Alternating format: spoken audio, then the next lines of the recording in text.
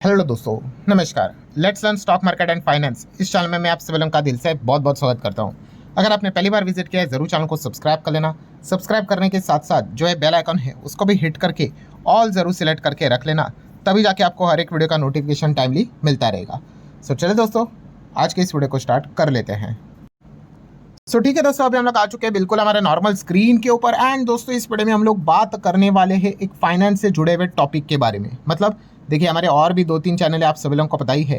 And काफ़ी लोगों ने कमेंट सेक्शन में इस पॉइंट को हाईलाइट किया था कि सर अगला टॉपिक जो ये हमारा ये जो चैनल है let's learn and stock market and finance, इस पे मतलब इसी टॉपिक के ऊपर वीडियो कवर कीजिए। काफ़ी लोग तो गुस्सा भी हो गए थे कि सर आप तो फाइनेंस रिलेटेड चैनल भी यहाँ पे चलाते हो और इतनी बड़ी जो खबर यहाँ पे आई है उसको तो आप कवर ही नहीं कर रहे हो। तो चलिए दोस्तों, सारी चीज़ों को A to Z में कवर करके आपको बताऊंगा कि अभी तक मैंने कवर क्यों नहीं किया था एंड अभी एग्जैक्टली वो खबर यहाँ पे क्या भी है।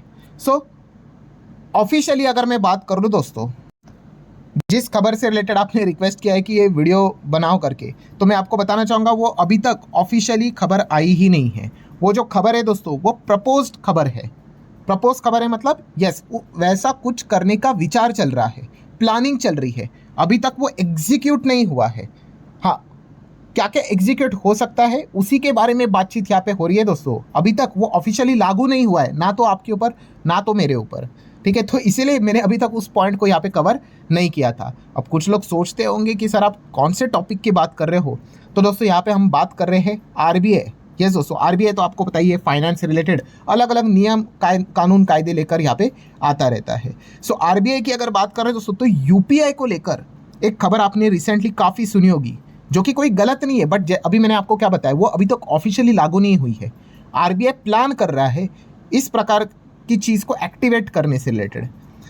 यूपीआई तो हर कोई इस्तेमाल करता है, तो ये जो नियम कानून कायदे आरबीआई लाने का कोशिश कर रहा है, अगर ये इंप्लीमेंट हुआ तो क्या क्या चीज़ें बदली जा सकती है, उसी के बारे में बातचीत हम इस वीडियो में यहाँ पे करने वाले हैं। सबसे पहले जो चीज़ यहाँ पे बताई जा रही है कौन सी, कि RBI 1 hour UPI delay rule, तो इसी के बारे में हम लोग जानने की कोशिश यहाँ पे करेंगे। मतलब क्या है, तो आप यहाँ पे देख सकते हो, बहुत ही सिंपल सरल भाषा में आपको बताना चाहूँगा कि नाम से ही पता चल जाता है कि 1 आवर ट्रांजैक्शन डिले, मतलब आप जो भी ट्रांजैक्शन करोगे 1 घंटा रुकना पड़ेगा, उसके बाद ही वो चलेगा। ये किससे रिलेटेड है दोस्तों, अगेन यूपीआई से रिलेटेड। आप देख सकते हो क्या लिखा है यहाँ पे, अब प्रपोज्ड मतलब प्लानिंग यहाँ पे चल रही दोस्तों, प्रोसेस में है, वो अभी तक एग्जीक्यूट नहीं हुआ है। आरबीआई क्या विचार कर रहा है, तो आप यहाँ पे देख सकते हैं 1 hour pause for the first time account to account transfer exceeding ₹10,000। Very important. काफ़ी लोग क्या करते हैं, आधे इन्फॉर्मेशन परोस देते हैं कि 10,000 के ऊपर अगर आप यूपीआई करोगे तो 1 घंटा यहाँ पे रुकना पड़ेगा। तो ऐसा नहीं है, क्या लिखा है देखिए कि first time account to account अगर ट्रांसफर होगा, तो फर्स्ट टाइम मतलब अभी मान लो मैं मेरे दोस्त को बार बार अगर पैसा भेजता हूँ, वो मुझे पैसा भेजता है, तो ये तो फर्स्ट टाइम नहीं हुआ ना। तो जो फर्स्ट टाइम यूजुअली ये जो आरबीआई चीज़ जो करने की कोशिश करे, वो किसके लिए कर रहे हैं, या स्कैम को रोकने के लिए, फ्रॉड को रोकने के लिए। तो फ्रॉड के जो अकाउंट होते हैं वो अननोन ही रहते हैं। ठीक है, अगर आपके खास करके जो टारगेट होते हैं स्कैमर्स के, वो तो पेरेंट्स ही रहते हैं, जो एजेड लोग रहते हैं उन्हीं को टारगेट करते हैं। एंड आपको पता ही है, जो भी नंबर से आता है वो फर्स्ट टाइम ही नंबर रहता है। कुछ भी कहानी बताई जाती है, डराया जाता है, लालच दिखाया जाता है, उसी का फ़ायदा उठाकर वो पैसे ट्रांसफ़र यहाँ पे करवाते हैं। यहाँ पे क्या लिखा है कि अगर आप यूपीआई करोगे 10,000 के ऊपर, तो 1 घंटा ट्रांजैक्शन यहाँ पे क्या हो जाएगा, डिले हो जाएगा। ठीक है, बट किसके लिए, first time account to account transfer के लिए। एंड इसके अंदर भी और भी बहुत सारे एक्सेप्शंस है। लाइक आप यहाँ पे देख सकते हो दोस्तों कि सबसे पहले कि ऐसा क्यों किया जा रहा है, अभी जैसे मैंने आपको बताया कि बहुत सारे स्कैम चल रहे हैं। ड्यूरिंग अगर आपने मान लो पैसा यहाँ पे दे दिया एंड बाद में आपको सेंस आ रहा है कि भाई कुछ तो गड़बड़ यहाँ पे हो रही है, तो ये बीच का जो 1 घंटा है ना, इसमें आप क्या कर सकते हो, उस पेमेंट को कैंसिल कर सकते हो, रोक सकते हो, अगर आपको लग रहा है कि आपके साथ कुछ तो गलत हुआ है। ठीक है, तो ये एक चीज़ हम लोगों को देखने को मिल जाती है, क्योंकि होता क्या है, जब स्कैमर कॉल करता है, फ़ोन पे होता है, तो हर कोई पैनिक में होता है या फिर लालच में होता है, उसका फ़ायदा उठाकर वो पैसा निकाल लेते हैं। जैसे फ़ोन रख दिया जाता है, 10 मिनट 15 मिनट आधे घंटे के बाद सेंस आता है कि भाई कुछ तो गड़बड़ हुआ है। ठीक है, उल्लू बनाया जा चुका है, फिर अभी भी यहाँ पे टाइम रहेगा लोगों के पास, वो क्या कर सकते हैं, ट्रांजैक्शन को यहाँ पे रोक सकते हैं। ये अच्छा फीचर है, यहाँ पे आ सकता है। एंड मोस्ट इंपॉर्टेंट पॉइंट भाई क्या लिखा है देखिए, this delay would likely not apply to regular contacts और a merchant payment. Very important. ठीक है, मतलब आधे लोगों को तो यही डाउट था, कमेंट सेक्शन में भी पूछ रहे थे सर या आरबीआई कौन सा नियम लेके आ रहा है कि यूपीआई 10,000 के ऊपर करोगे 1 घंटे के बाद ट्रांजैक्शन होगा। मैं कोई भी चीज़ खरीदने जाऊँगा, मोबाइल फ़ोन खरीदने जाऊँगा तो कैसे होगा, 1 घंटा क्या रुकना पड़ेगा? अरे लिखा हुआ है कि यहाँ पे ये अगर नियम लाएंगे तो इसमें मर्चेंट पेमेंट को इंक्लूड नहीं किया जाएगा। मर्चेंट पेमेंट मतलब क्या, आप फ्लिपकार्ट अमेजोन से सामान खरीदते हो कि नहीं, कुछ भी चीज़ खरीदो, वॉशिंग मशीन खरीदो, एसी खरीदो, मोबाइल फ़ोन खरीदो, हो गया 15,000 का बिल, कर दो यूपीआई, कोई दिक्कत की बात नहीं, कोई 1 घंटा रुकने की ज़रूरत नहीं। तो मर्चेंट पेमेंट को बाहर रखेंगे। प्लस जैसे कि यहाँ पे लिखा हुआ है, अभी मैंने क्या बोला, रेगुलर कॉन्टैक्ट्स, जहाँ पे आप रोज़ यहाँ पे ट्रांजैक्शन यहाँ पे करते होंगे, आपके फ़ोन लिस्ट में पड़ा होगा, उसको भी बाहर रखने की कोशिश करेंगे। खास करके टारगेट किसको किया जाएगा, अभी जैसे मैंने आपको बताया, first time account to account, first time, ठीक है। सो अगेन कह रहा हूँ, ये सारी चीज़ें हुई नहीं, ये प्रपोज्ड है, अभी भी आरबीआई विचार कर रहा है।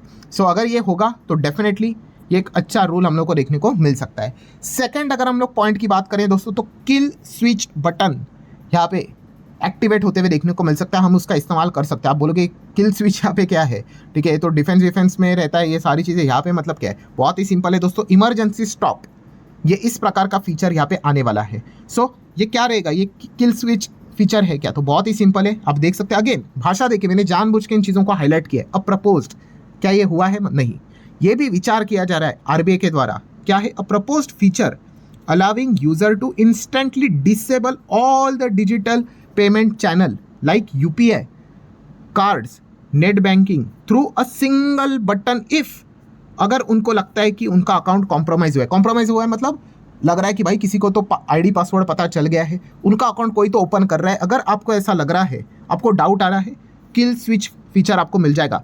बस एक वो बटन अगर आप दबाओगे, सारे अकाउंट यहाँ पे जितने भी डिजिटल पेमेंट वाले सारे यूपीआई, कार्ड, बैंकिंग सब बंद हो जाएगा, ठीक है। सो डेफिनेटली हम यहाँ पे कह सकते हैं ये भी एक काफ़ी अच्छा फीचर रहेगा। अगेन आपको हमें प्रोटेक्ट करने के लिए ही ये फीचर लाने का विचार आरबीआई यहाँ पे कर रहा है। देन नेक्स्ट अगर हम बात करें दोस्तों, तो जो 70 एज के ऊपर जो लोग यहाँ पे रहते हैं, उनकी अगर हम लोग यहाँ पे बात कर रहे, या फिर जो डिसेबल जो लोग यहाँ पे रहते हैं, उनके लिए भी एक चीज़ यहाँ पे करने के विचार आरबीआई यहाँ पे कर रहा है। आप देख सकते हो, प्रोटेक्शन फॉर वल्नरेबल यूजर्स, मतलब क्या लिखा है आप देख सकते हो, extra safeguard for senior citizen, bracket में लिखा है 70 साल के ऊपर, एंड डिसेबल जो यूज़र यहाँ पे रहते हैं, सच एज, क्या चाहिए उनके लिए, requiring a trusted person approval for transfer over 50,000। सो ये भी एक काफ़ी अच्छी कोशिश यहाँ पे की जा रही है। हालांकि यहाँ पे थोड़ा सा चैलेंजिंग पार्ट रहेगा, क्योंकि जैसे लिखा है कि मान लो अगर एक कोई व्यक्ति है 70 साल की है, ठीक है, एंड अगर उनको अमाउंट ट्रांसफ़र करना है, ठीक है, कितना अमाउंट भी लिखा है 50,000 के ऊपर, सो वो अकेले ट्रांसफ़र नहीं कर सकते, एक कोई तो ट्रस्टेड पर्सन चाहिए, शायद से उन्होंने किसी का नाम दिया होगा, उनके इधर शायद से ओटीपी आया होगा, वो वहाँ से शेयर करेंगे या फिर परमिशन देंगे, तभी वो ट्रांसफ़र होगा। सो है तो अच्छी बात, बट यहाँ पे जैसे अभी मैंने आपको कहा काफ़ी चैलेंजेस रहेंगे। ऐसे कितने सारे सीनियर सिटीजन हैं जो अकेले ही रहते हैं, सो वहाँ पे उनका कौन ट्रस्टेड पर्सन होगा। सो ये क्वेश्चन मार्क वाला पॉइंट है। तो लेट्स सी इस चीज़ को लेकर वो कैसे डील करते हैं। बट येस, विचार तो अच्छा है कि यहाँ पे मतलब 2 फैक्टर ऑथेंटिकेशन जैसी चीज़ें हम लोगों को देखने को यहाँ पे मिल रही है। लेट्स सी इसका भी आउटकम कैसे निकल कर आता है। देन अगर हम लोग यहाँ पे बात कर रहे हैं दोस्तों, तो यहाँ पे अचानक से आपने देखा है कि बहुत ज़्यादा पैसा कुछ लोगों के अकाउंट में आता है। आपने खबर भी सुनी होगी कि इसके अकाउंट में इतना बड़ा अमाउंट आ गया, लाखों आ गए, करोड़ों आ गए, ठीक है। एंड कुछ लोग क्या करते हैं, वो पैसे को निकाल भी लेते हैं। सो अब यहाँ पे आरबीआई एक ऐसी चीज़ करने जा रहा है, शायद से उसके बाद वो यहाँ पे वो पैसे को निकाल ही नहीं पाएंगे। मतलब यहाँ पे आप देख सकते हो साफ लिखा हुआ है कि shadow credit for large inward fund. मतलब नाम से पता चलता है, जैसे कि मान लो अगर कोई एक व्यक्ति है मिस्टर श्याम, उसके अकाउंट में आप ट्रांजैक्शन हिस्ट्री रहती है ना, मान लो 10 साल पुराना अकाउंट है, ठीक है, और उस अकाउंट में आ रहा है भाई पैसा 5,000, 10,000, 15,000, 20,000, 5,000, 6,000, 7,000, आप समझ रहे हो, ऐसे 10,000, 15,000, 20,000, 30,000, तो एक रेंज है। पता चलता है कि हाँ भाई इस रेंज में पैसा यहाँ पे आता है। सडनली उस अकाउंट में 50 लाख रुपए आ गया। अब मुझे बताओ, ये कुछ अजीब नहीं लग रहा है आपको? यस, तो इसीलिए यहाँ पे आरबीआई क्या विचार यहाँ पे कर रहा है, इस प्रकार अगर बड़ा लार्ज इनवर्ट फंड पैसा आया तो उसको शैडो क्रेडिट करेंगे। शैडो क्रेडिट करेंगे मतलब क्या, उस पैसे को क्या आप निकाल पाओगे? हाँ, निकाल पाओगे। उसके लिए आपको क्या करना पड़ेगा पता है? बैंक में जाके आपको वेरीफाई करना पड़ेगा, वहाँ पे जाके उनको बोलना पड़ेगा कि हाँ भाई ये मेरा ही पैसा, आपको प्रूफ बताना पड़ेगा, तभी जाके वो पैसा आपके अकाउंट में, मतलब आप उसका इस्तेमाल कर पाओगे। वरना आपके अकाउंट में दिखेगा। मतलब जैसे अभी मैंने आपको बोला ना, किसी के अकाउंट में 2,000 आ रहा है, 5,000 है, 10,000 आ रहा है, मान लो सडनली 50 करोड़ आ गया अकाउंट में, ठीक है, वो दिखेगा अकाउंट में, बट उसको वो निकाल नहीं पाएंगे, वो शैडो क्रेडिट हो गया क्रेडिट, बट शैडो।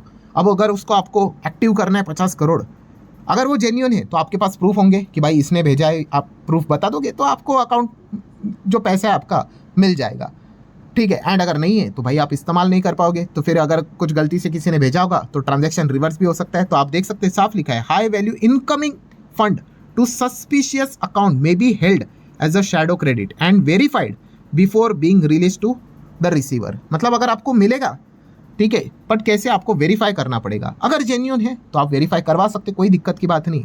एंड अगर जेन्यून नहीं है तो आप कैसे वेरीफाई कर पाओगे, है ही नहीं। एंड आप देख सकते हैं सस्पिशियस अकाउंट से ही अगर कोई पैसा आया तो फिर दिक्कत तो यहाँ पे होगी। सो ये एक चीज़ भी आरबीआई यहाँ पे प्लान यहाँ पे कर रहा है। ध्यान अगर हम बात कर रहे हैं दोस्तों, तो कुछ चीज़ें बाहर भी रखी जा चुकी है। एग्जेम्पशन की अगर बात कर ले कि किस किस चीज़ों के ऊपर ये रूल एप्लीकेबल नहीं होंगे, खास करके जो यूपीआई से रिलेटेड थे ना, वही चीज़ मैं आपको बताना चाहूँगा। तो आप देख सकते हो लिखा हुआ है, अभी जैसे बताया उसमें ही लिखा था कि मर्चेंट पेमेंट, वही फ्लिपकार्ट, अमेजॉन, मिंत्रा, जो भी प्लेटफॉर्म है, किधर दुकान में जाके खरीदते हो तो यूपीआई वाला लिमिट एप्लीकेबल नहीं होगा। Then e mandate, EMI, SIP अगर आप करते हो तो वहाँ पे भी एप्लीकेबल नहीं होगा। चेक पेमेंट के लिए भी एप्लीकेबल नहीं होगा। ये तो सारे वेल प्रूफ चीज़ें हम लोग को देखने को मिल जाती है एंड ये रिपीटेड मोड में चलती रहती है। देन अगर हम बात कर ले, एक और फीचर यहाँ पे लाया जा सकता है, कौन सा, व्हाइट लिस्ट करके। मतलब अभी जैसे हम लोगों ने देखा कि यूपीआई से रिलेटेड 10,000 की बात कर रहे थे, सो एक व्हाइट लिस्ट करके एक ऑप्शन यहाँ पे आएगा। वहाँ पे आप क्या कर सकते हो, व्यक्ति को ऐड कर सकते हो। जैसे कि मान लो मैं मेरे भाई को ऐड कर सकता हूँ, देन मेरे फादर को ऐड कर सकता हूँ, मदर को ऐड कर सकता हूँ, सिस्टर को ऐड कर सकता हूँ, या फिर कोई एक मेरा और एक अच्छा दोस्त है उसको ऐड कर सकता हूँ। अगर मैंने वो व्हाइट लिस्ट में जिन जिन का नाम डाला है, फिर आप कितना भी अमाउंट उसमें ट्रांसफ़र करो यूपीआई के जरिए, कोई आपको रुकने की ज़रूरत नहीं है, कोई डिले यहाँ पे नहीं होगा। सो आप यहाँ पे देख सकते हो क्या लिखा है, user can white list trusted individuals. तो इससे क्या होगा, money received from them will be credited instantly, no delay in transaction. So अभी जैसे मैंने आपको क्या बताया, ये सारी चीज़ें प्रपोज्ड है, अभी तक हुआ नहीं है। सो ये कब होगा, इसका डेट टाइम क्या रहेगा। तो दोस्तों एग्जैक्टली डेट टाइम तो मैं आपको बता नहीं पाऊंगा, बिकॉज आरबीआई ने ये जब चीज़ें सामने रखी कि हम ये प्लान कर रहे हैं, तो आरबीआई ने यहाँ पे पब्लिक को भी इन्वाइट किया कि भाई आप अपनी फीडबैक दे दो। कब तक, 8 मई 2026 तक। सो 8 मई 2026 तक आप खुद भी क्या कर सकते हो, अपना फीडबैक आरबीआई को दे सकते हो, इस पर्टिकुलर पॉइंट्स में क्या और अच्छा हो सकता है, या फिर कौन सा चीज़ इग्नोर करना चाहिए, अलॉन्ग विद द रीज़न। अगर आप भेज दोगे, आरबीआई को अगर मदद होगी तो वो उसमें ऐड या फिर लेस यहाँ पे कर सकते हैं, ठीक है। 8 तारीख तक ये डेडलाइन है। उसके बाद आरबीआई बताएगा भाई कि एक्चुअल में ऑफिशियली कौन कौन से नियम कानून यहाँ पे लागू होने वाले हैं। सो आई होप आपको सारा जो पॉइंट समझ में यहाँ पे आया होगा, अलॉन्ग विद द एग्जाम्पल, ठीक है। आधा अधूरा वीडियो में नहीं बनाता हूँ, काफ़ी लोग एकदम शॉर्ट में सारी चीज़ें कवर कर देते हैं, उससे कुछ आपको समझ में नहीं आता है। मेरे भले ही वीडियोस लंबे क्यों ना हो, मैं आपको एग्जाम्पल के साथ सारी चीज़ें समझाता हूँ एंड डेट टाइम देकर ही यहाँ पे समझाता हूँ। सो आशा करता हूँ वीडियो हेल्पफुल लगा होगा, बहुत कुछ चीज़ें सीखने को मिली होगी, समझने को मिली होगी। चाहो तो लाइक एंड शेयर कर सकते हो। मिलते हैं अब अगले वीडियो में, तब तक के लिए बाय बाय।